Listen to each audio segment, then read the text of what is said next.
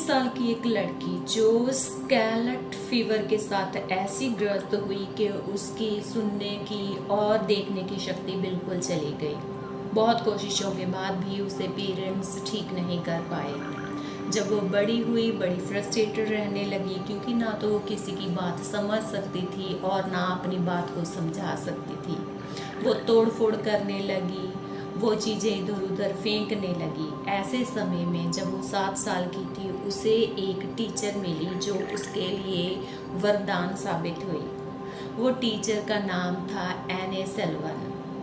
वो टीचर ताउम्र उसके साथ रही जब तक उसकी डेथ नहीं हुई। वो लड़की थी हेलन केलर, जिसे कि दुनिया का 8वां अजूबा भी कहा जाता है। क्यों कहा जाता है उसे 8वां अजूबा? क्योंकि ऐसा पर्सन जो ना देख सकता है, ना सुन सकता है, उसने कमाल कर दिया। उसने पढ़ना लिखना सीखा, उसने बोलना सीखा, उसने सारी दुनिया में अलग अलग देशों में जाकर लेक्चर किए, बड़े बड़े नेताओं से मिली। उन्होंने अंगहीन लोगों के लिए काम करने के लिए उनको मोटिवेट किया। स्पेशली उन्होंने अंधे लोगों के लिए बहुत सारे काम करने के लिए उन नेताओं को मोटिवेट किया।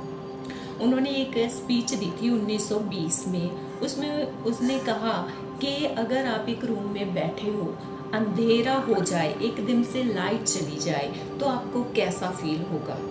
मैं एक ऐसे ही अंधेरे से ग्रस्त हूँ, लेकिन फिर भी मैंने हार नहीं मानी। मैंने फिंगर्स की हेल्प से लिखना पढ़ना सीखा।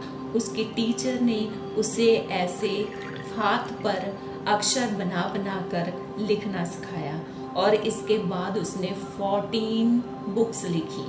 एक उसने अपनी ऑटोबायोग्राफी भी लिखी। उसके ऊपर एक फिल्म भी बनी। हमारे बॉलीवुड में भी एक पिक्चर बनी हुई है ब्लैक, जिसमें रानी मुखर्जी ने हेलन केलर का रोल किया हुआ है। तो आप वो देख सकते हैं, उससे हेलन केलर के जीवन के बारे में अच्छे से जान सकते हैं। तो इतनी तकलीफों के बाद भी अगर वो अपनी लाइफ में सक्सेस हुई है, इतना कुछ बीट किया है, तो हम इंसान क्यों नहीं कुछ कर सकते? जिनके पास आँखें हैं, कान हैं, बोलने की शक्ति है, हाथ सलामत हैं, हम अच्छे से अपने समाज के लिए क्यों नहीं कुछ कर सकते? अगर वो अपने इन सब कठिनाइयों के बावजूद भी लोगों के लिए कुछ करने की हिम्मत रखती थी, तो हम अच्छे भले होकर दुनिया के लिए, समाज के लिए क्यों नहीं कुछ कर सकते? तो इससे हेलन केलर की जीवनी से हमें यही शिक्षा मिलती है कि चाहे जितनी भी मुसीबतें हों, हमें हार नहीं माननी चाहिए।